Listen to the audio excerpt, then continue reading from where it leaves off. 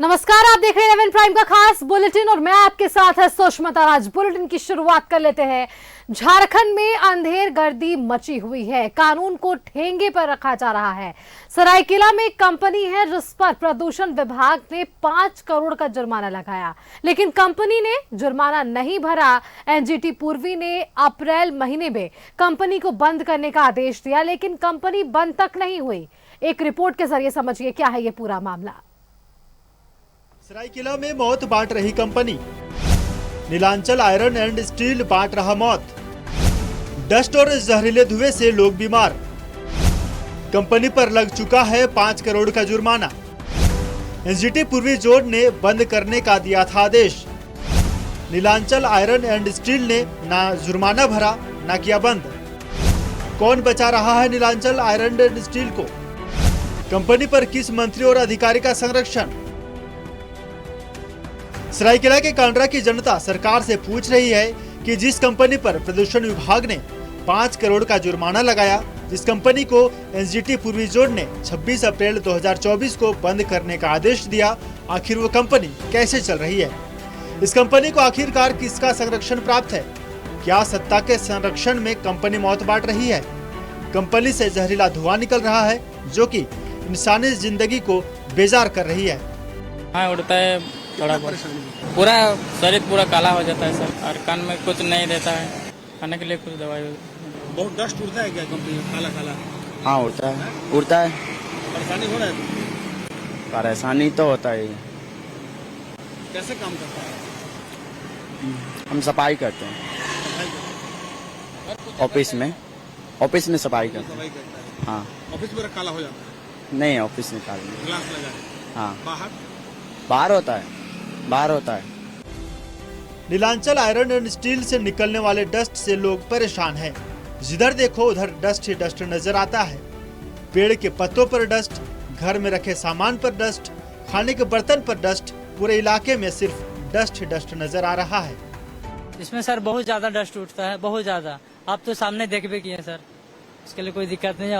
आप सामने भी देख भी रहे, सांस भी लेने में कितना लग रहा है कि अपने आप में प्रदूषण महसूस हो रहा है। सांस लेने में फूलता होगा आप लोग खुद आप लोग महसूस कर रहे हैं। ये नहीं बोल रहे कि हम ही बोल रहे हैं।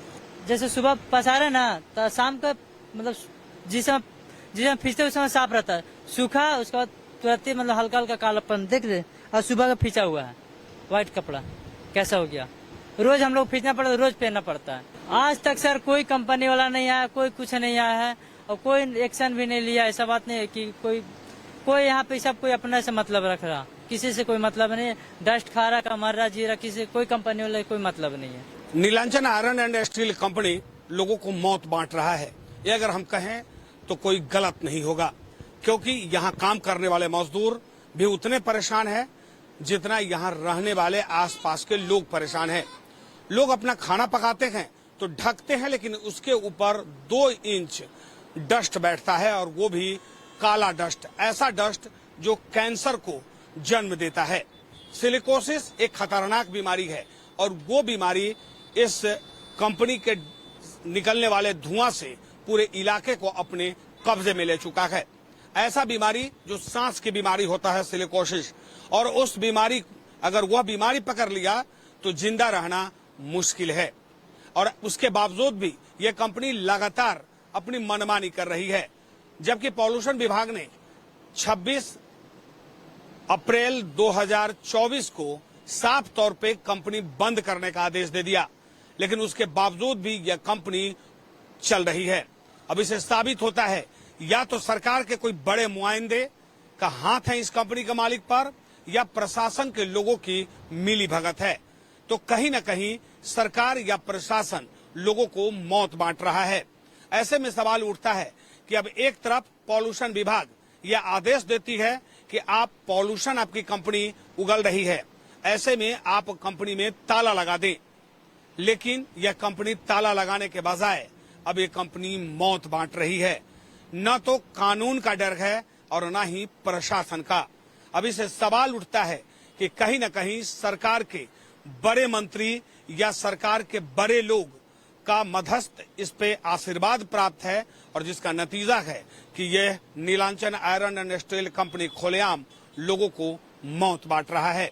अब देखने वाली बात यह होगी कि क्या वाकई ये कंपनी लोगों को मौत के मुंह में धकेलता रहेगा या कंपनी पर कार्रवाई होती है। अब तो अप्रैल महीने में आदेश निकला और अभी तक उस आदेश का इम्प्लीमेंट नहीं हो पाया। ऐसे में सवाल सरकार और प्रशासन पर भी उठता है। अपने सहयोगी ऋषभ और मधुसूदन के साथ में मनोज कुमार, न्यूज़ 11 भारत, सरायकेला। मनोज हमारे संवाददाता जमशेदपुर से जुड़ रहे, सीधा उनका रुख करते हैं और उनसे ही जानने की कोशिश करते हैं। Manoj, Nilanchal Iron and Steel company ये एक ऐसी कंपनी जो लोगों को रोजगार नहीं बांट रही है लेकिन मौत जरूर बांट रही है। अप्रैल के महीने में जैसा आपने जानकारी दी कि यहां एनजीटी पूर्वी ने रोक लगाई, जुर्माना लगा, बंद करने तक के आदेश दिए गए, लेकिन अब भी ये कंपनी ने ना तो जुर्माना भरा और ना ही ये कंपनी बंद हुई। सवाल बहुत बड़ा और इसका जवाब जनता भी मांगने की कोशिश करेगी कि इन परेशानियों का आखिरकार समाधान क्या है। क्या कुछ परेशानियों के लिए सरकार करती हुई नजर आएगी और विभाग? देखिए, निश्चित तौर पे कहीं न कहीं ये सरकार और स्थानीय प्रशासन की मिलीभगत का ये नतीजा है। अब आप समझिए कि अगर कोई व्यक्ति अगर छोटी सी गलती करे तो सीधे तौर पे प्रशासन उठाकर उसको लॉकअप में बंद कर देता है। ये तो लोगों की जिंदगी से खिलवाड़ हो रहा है और वो भी खुलेआम। ऐसा नहीं कि अंधेरे में होता है, खुलेआम दिन के उजाले हो या रात के अंधेरा, हर समय ये कंपनी चलती रहती है। 24 घंटा इसका फार्नेस चलता है और 24 घंटा ये कंपनी मौत बांट रही है। और सबसे हैरानी की बात है कि मौत वो भी सिलिकोसिस एक खतरनाक बीमारी होता है, वो सांस की बीमारी होती है जो डस्ट जो है फेफड़े में बैठता है और उसके बाद वो व्यक्ति जो है वो इलाज कराने के बावजूद भी वो ठीक नहीं हो पाता है। तो ये नीलांचल आयरन स्टील कंपनी सिर्फ वही बांट रही है। अब तो इस आस पास के गांव के लोग जो है वो अब गांव छोड़कर पलायन होने के मूड में है। सामने जो कुछ दुकानदार हैं, कुछ लोग जो रोजी रोटी के लिए बैठे हैं या गांव वाले हैं, उनसे हमने बात करने की कोशिश की। उन्होंने अपना घर के अंदर प्रवेश कराकर अपने उस किचन का दिखाया जिस किचन में ये खुद ब खुद ये लोग खाना पकाते हैं। एकदम 1 इंच डस्ट बैठा हुआ है, यानी झाड़ू लगाते हैं, खाना पकता है और जैसे खाना पका वैसे 1 इंच डस्ट। अब आप समझिए वही खाना लोग खाते हैं और उससे लोग बीमार पड़ रहे हैं। हालांकि सीधे तौर पे एनजीटी ने इससे पहले पॉल्यूशन विभाग ने 5 करोड़ का फाइन किया था, लेकिन अब आप समझिए कि ये कंपनी के मालिक का दिलेरी तो देखिए कि वो 5 करोड़ का फाइन तो हवाई हो गई। कंपनी चला भी रहा है और उसके बाद खुलेआम लोगों को मौत भी बांट रहा है। कंपनी चल रही है, इस वजह से ये सवाल है मनोज के आखिरकार इस कंपनी को संरक्षण किसका मिला हुआ है? कौन बचा रहा है इस कंपनी को जो इतने लोगों को, इतने सारे लोगों के जान के साथ खिलवाड़ कर रहा है? देखिए, निश्चित तौर पे ये अगर सरकार के अगर कुछ वैसे लोग होंगे, हो सकता है कि सरकार ही संरक्षण दे, हो सकता है कि सरकार के इशारे पर स्थानीय प्रशासन संरक्षण दे रही है, लेकिन जब तक सरकार संरक्षण नहीं देगी इतनी बड़ी कंपनी नहीं चलेगी। ये छोटी मोटी कंपनी नहीं है, ये बहुत बड़ी कंपनी है और बहुत बड़ी कंपनी खुलेआम मुख्य सड़क पर है। और ये मनोज, तो क्या आपने स्थानीय लोगों से जब बातचीत की तब उन्होंने आपसे इस बात का जिक्र किया है कि क्या उन्होंने इस पूरे मामले को लेकर प्रशासन से अवगत कराया है, विभाग को इस पूरे मामले की जानकारी दी है, वहां से कुछ आश्वासन मिला है क्या स्थानीय लोगों को? देखिए, निश्चित तौर पे हमने आसपास के लोगों से बात की और कंपनी में काम करने वाले कर्मचारियों से भी बात की जो हम लोगों ने अपने दर्शकों को सुनाया है। इन लोगों का सीधे तौर पे कहना है कि यहाँ कंपनी के मालिक पर किसी का नहीं दबाव नहीं चलता। यहाँ तक कि गांव वाले लोग, सामने गांव है, 500 मीटर भी नहीं है, सड़क पार करने के बाद गांव है, रात के 1 बजे ये लोग गांव के लोग आते हैं, गेट पर हंगामा करते हैं, उसका भी कोई फर्क नहीं पड़ता। स्थानीय थाना आता है, लोगों को समझाकर हटा देता है। कई बार इन लोगों ने जिला प्रशासन को लिखकर भी दिया और उसके बाद पॉल्यूशन विभाग को लिख के दिया। पॉल्यूशन विभाग को लिखकर देने के बाद ये कार्रवाई हुई, 5 करोड़ का फाइन हुआ, लेकिन ये सब कुछ सिर्फ कागज पर सिमट कर रख गया और आगे कोई कार्रवाई नहीं होती। और गांव के लोग आज भी उस स्थिति में है कि तिल मरने को तैयार मजबूर है, क्योंकि हम उस गांव में गए तो हमें लग रहा था कि यहाँ पर सांस फूलने लगा। थोड़ी देर हमने रुके थे, आधे घंटे 1 घंटे हमने रिपोर्ट बनाया, 1 घंटे में हमें लग रहा था कि मेरा सांस फूलेगा। अब आप समझिए जो लोग उस वहां पर रहते हैं, कंपनी के पास जिस गांव में रहते हैं, उन लोगों पर क्या गुजरता होगा। वो लोग तो इतने मजबूर हैं कि वो लोग प्रशासन के पास जाते हैं, प्रशासन नहीं सुनता और कंपनी के मालिक को कहते हैं तो धक्का देकर बाहर कर देता है।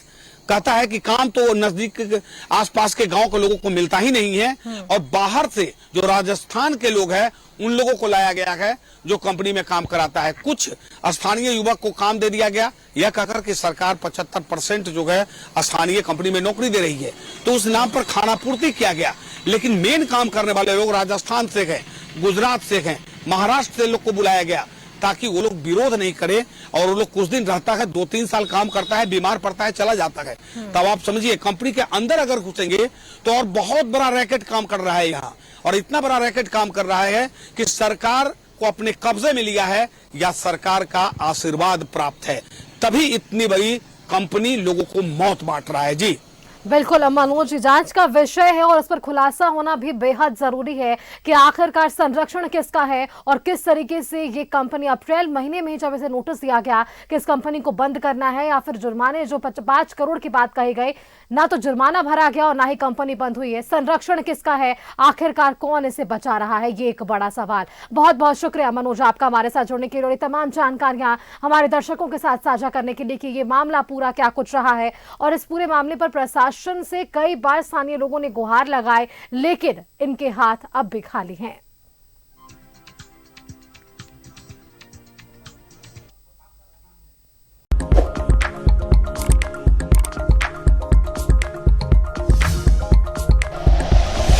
Like and share videos, subscribe करें हमारा चैनल और प्रेस करें बेल आइकॉन। न्यूज़ 11 भारत, सच है तो दिखेगा।